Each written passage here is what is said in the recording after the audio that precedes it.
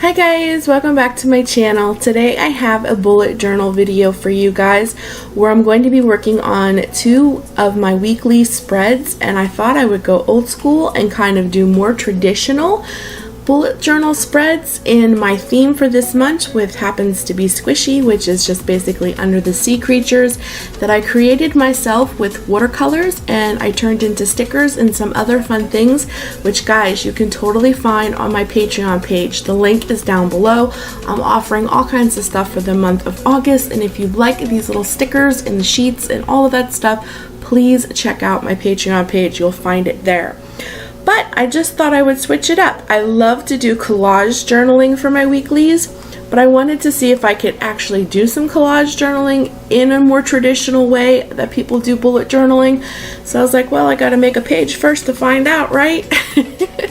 So I start off by using my ruler here. As you can see, I did a light pencil markings first just to see if I liked it, and I'm using very large margins on the outside there because I have some intentions for this particular layout, but I wanted to do some overlaying boxes. And you're gonna see that I use my ruler here for a little bit and then I ditch the ruler. I don't know what it is about this ruler. I've tried every pen that I have, and every time I move the ruler it smudges. It makes like smudge marks. Not to mention my hands get full of smudge marks as well. So I was like, forget it. I already traced it out perfect lines with pencil. I'm just gonna go for it and use my marker, and if the lines aren't perfect, I'm not gonna like freak out over it. I don't have to have perfect lines for this layout to be adorable. But I really wanted some overlaying boxes. I like that look where some are thicker and some are lighter and they're kind of like overlaying each other. And then, like I said, I kind of made my margins wide there because I'm going to use them for, you'll see at the end there, I'm going to use them for other things. So I did a full week and doing my theme there. Those are like little bubbles and things like that. And I just used my regular Tombow pens, brush pens there to bring all the, Sunday through Saturday to life. I'm using different colors in the black and the blue. I'm going in with my eraser and erasing some of my lines. I'm going to write August in that blue, and then I'm going to do it real small and cursive over it in black. I'm really trying to get better with my writing. I would like to be able to write more beautiful. I'm practicing often in my journals, but it is what it is right now. So this is what it looks like for me, and I'm happy with it. And now I'm just going to go in and start putting in some seagrass. And I really love this look because I really like how you can kind of make the seagrass kind of weave in and out of those boxes that are kind of layered on top of each other. So it makes it look like the seagrass is underneath those boxes. And I think that's a really cool thing. I really like that, like with traditional bullet journal kind of like layouts instead of just these big collages of pictures and things. But I made my boxes big enough that if I wanted to do some collaging with, I don't know, pictures or cuttings from a magazine or anything of that nature, my boxes are still big enough to add all of that. So I actually had a really good time with this particular more traditional, I keep saying that over and over again, but I think you guys know what I mean, a more traditional bullet journal layout instead of just myself, which is just fill up the page with everything you can think of.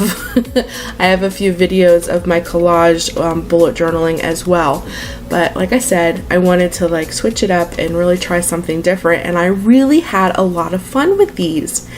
So as I get my seagrass here kind of filled in, and I use 2 different color greens just to bring it more life, but I don't color everything in. This is just to bring some pops of color.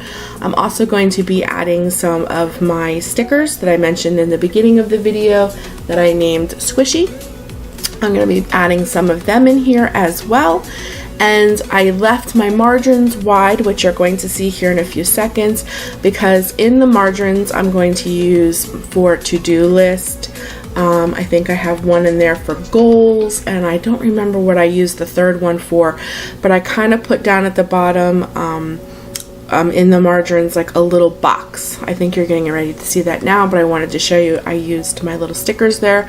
They worked great. Oh, notes, that was the third one. So right there is my little note box for that week, and then at the top I'll do my to-do list, and I think over in the corner I do my goals for that week. And I love that. So I really liked making my margin, so to speak, on the outside wide, because then I can add those extra little boxes for those few little things.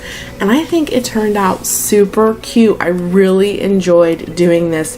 Here I go again, I'm gonna say it, more traditional bullet journal style weekly. I really liked how it turned out. I actually had a lot of fun with it, and I was like, well, you know what, I really had a lot of fun with this, and it really did turn out super cute.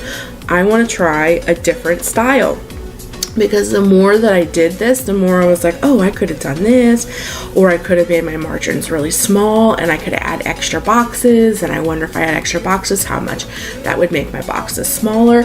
So of course I had to do another one, so I did the next week in August as well, which is what you're going to see right now. So you're getting to see two different, more traditional bullet journal layouts that I did for the month of August, which happens to be like the first and second week. So this one, of course, I made my margins a little bit smaller, and I just like that look. I like the look of kind of like framing your page. But I did have a purpose for that, and that's because I'm going to be doing my days on the outside of that. So what you see me doing there with my rulers, I'm marking every 2 inches so that it's 2 inches in between each box, so to speak, so that it's even, like one box isn't smaller than the other. So I did 2-inch gaps in between, and then I only did margins on the top and the bottom instead of the whole way around framing the page, because my intention, which I totally messed it up in the end, but it looked good, was to write Sunday through Thursday on one side and then turn over to the next page and then write I think it was Friday and Saturday, and then my 3 extra, but I was supposed to put them on the outside so that everything would be on the inside. And look, there I go, I put it, it's just habit for me, I put it on that side, but I should have put it on the end, because as you can see, my lines didn't go all the way to the end of the page. Yeah, they were supposed to go on the outside so that everything was on the inside, but it's just habit for me to do it that way. So it wasn't supposed to look like that, but it actually turned out to be pretty cute. That Friday and Saturday notes and to-do and goals was supposed to go on the very end so that everything went in the middle, but this still worked. And I just made more little squishies, my little jellyfish there, and then I carried over the same theme. I'm doing like this blue squiggly thing underneath my days, and I'm just coloring in my little squishies there. I'm using very few pens, and I don't color them all the way in, just to give a little pop of color. I'm gonna put their little tentacles on, and then I'm going to of course I gotta add a sticker. You know me, I gotta add a sticker. And this page will be pretty much complete. And then I believe what I do, I know what happens. I don't think you guys are going to see the whole thing here because my camera turns off and I didn't know it, but I used the bottom and the top kind of margin, and I wrote some cute quotes that I found. So it turned out really cute, and I added some seagrass to pull all the pages together. There's my sticker that I used for my squishy collection. So it did turn out really cute, but I would have liked it better if I would have got the Friday, Saturday notes and all that stuff on the other side, but hey. So I have a quote there from Dory: "I will call you Squishy and you will be my Squishy forever." And then I have a quote at the top that I found on Pinterest that I just love, and I really do think it turned out really cute. Now in here you could get out all of your planning supplies and go for it, because your boxes and your margins and stuff are big enough that I'm showing you all of my planner stuff that I would so use in all of these boxes and margins that I would normally use in my kind of collage journaling. It'll still work. So all of this stuff I can still use, which makes me very happy. There I'm showing you that instead of my stickers, I could have used this clipping from the magazine and started doing collaging, or of course you could use stickers, which I did from my collection, and you can just have fun. I just really liked this traditional layouts. I really did have a good time with this. I super did.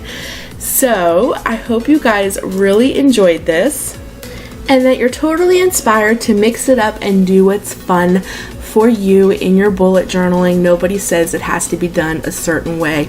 If 1 month you do a traditional and 1 month you don't, it doesn't matter. It's your bullet journal, whatever inspires you to keep on doing it and having fun. God bless, guys. Always do what you love, and I'll be talking to you guys soon. Bye.